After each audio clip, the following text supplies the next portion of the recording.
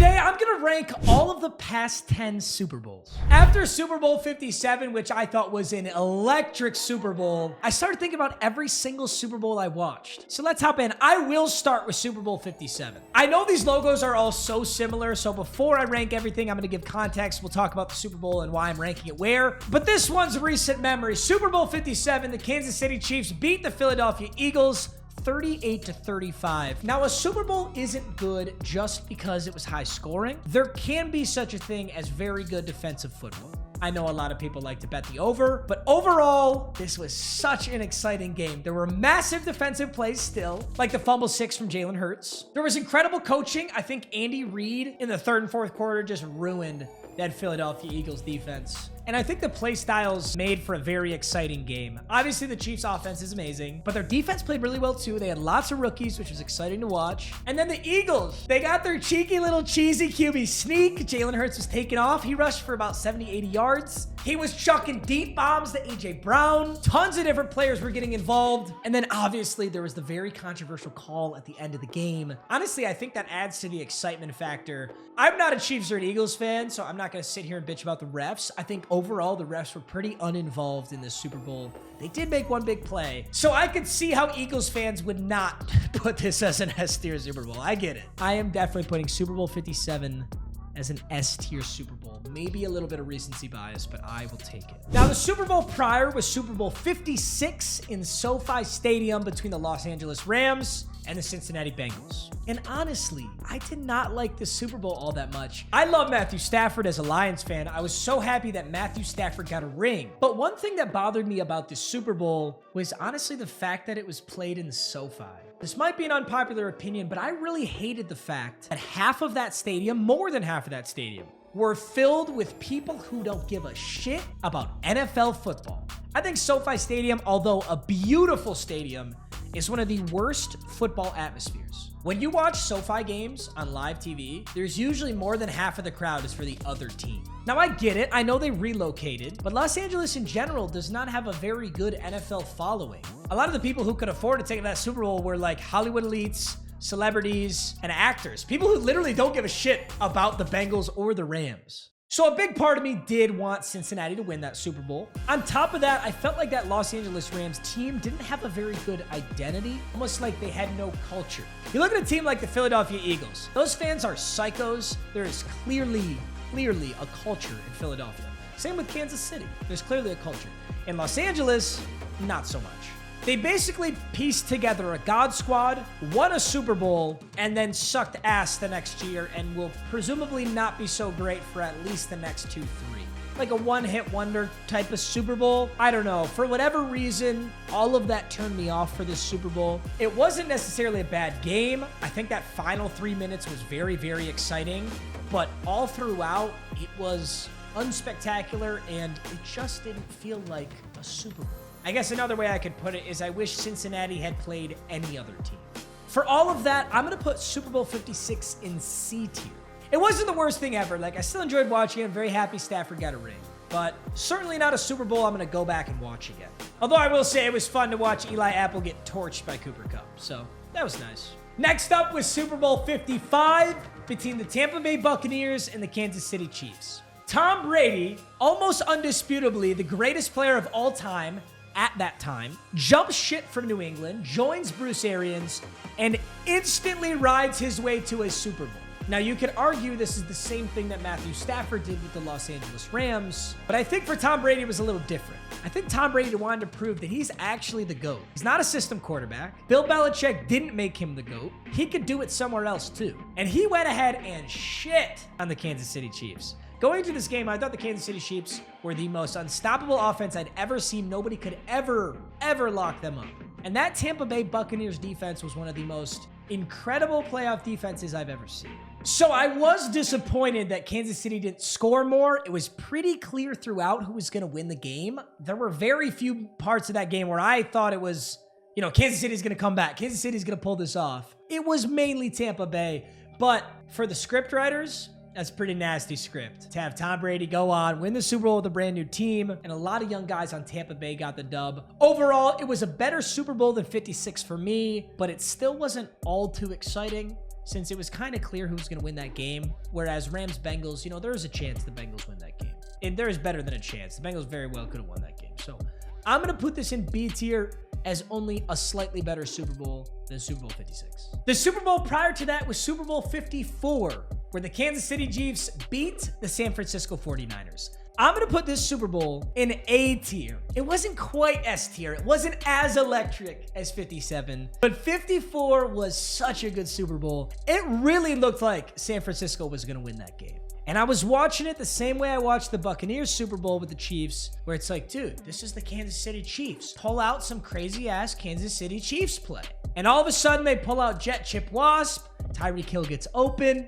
They connect on a deep one. They go down and score. They stop the Niners, and they win 31-20. It was Patrick Mahomes' first ring, and the late comeback was really exciting to watch. It was a very close game throughout. It definitely looked like it was the Niners' favor, and Kansas City came and took the dub. So I'm going to put that in A tier. It was an awesome Super Bowl. I'd totally watch that Super Bowl again. Super Bowl 53. I'll be totally honest with you. These logos down here kind of look like the same thing, but I'm going to pretend that this one I'm holding is Super Bowl 53. Super Bowl 53 was a steaming pile of dog shit. Not because defensive football games are not fun to watch, but because of the expectations leading up to this. This was the Super Bowl between the New England Patriots and the Los Angeles Rams, which ended 13-3. Patriots get a dub, another ring for Brady, blah, blah, blah. They put up 3 fucking points. A single field goal in an entire Super Bowl. Are you shitting me? This was the Sean McVay-led offense that was supposed to be electric. Sean McVay was doing the craziest shit all season. He was calling plays like a madman. He had Jared Goff looking like God. I think Jared Goff is great, by the way. But that offense was this, oh my God, Sean McVay, the youngest play caller ever. He could do anything. He's a wizard. And then he gets in the Super Bowl and what? Forgets how to play? What happened? This Super Bowl was an absolute snooze fest. I don't remember getting excited for almost anything in the Super Bowl. So many punts, it was unbelievable. It was an embarrassment to the sport. There's good defense, and there's a dog shit football game, and this was a dog shit football game, in my opinion. Say what you will. I feel like the only people who are going to argue with me are Tom Brady, New England Patriots cocksuckers, though. I'm putting that in D tier very confidently.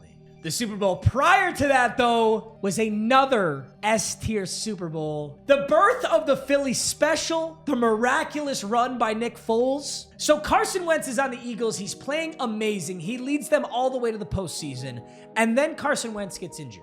And now your backup quarterback, Nick Foles, has to come in.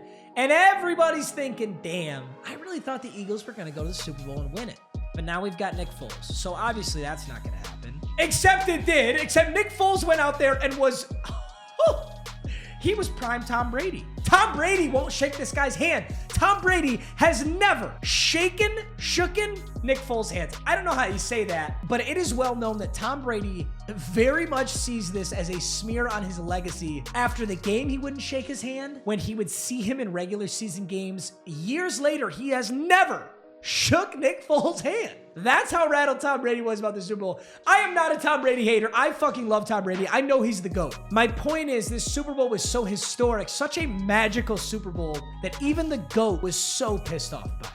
41-33, crazy awesome play calling, incredibly high scoring back-to-back. I understand that both of my S-tier Super Bowls are the highest scoring Super Bowls, but bear with me. I will be putting one more Super Bowl in S-tier that wasn't crazy high scoring. That's actually not true. There are 2 more Super Bowls I'm putting in S-tier. These are actually back-to-back S-tier Super Bowls. Super Bowl 51 is probably the most infamous Super Bowl of all time. Lots of things have happened in Super Bowl history. Many infamous plays. But I think the one that will live on in history the longest is Tom Brady's 28-3 comeback against the Atlanta Falcons. That was Super Bowl 51.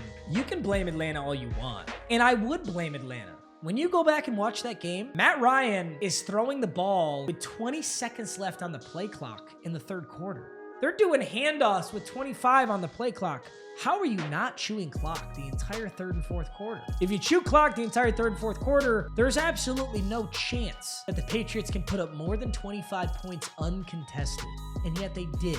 You needed a recipe for a miracle for what happened in that Super Bowl, and a miracle happened. This will be talked about when I am an old grandpa when my dick doesn't get hard, I've got grandkids and I'm senile with dementia, 102 years old in my old folks' home, breathing through a catheter, getting fed mashed potatoes while an old lady wipes my ass, I will be talking about Super Bowl 51.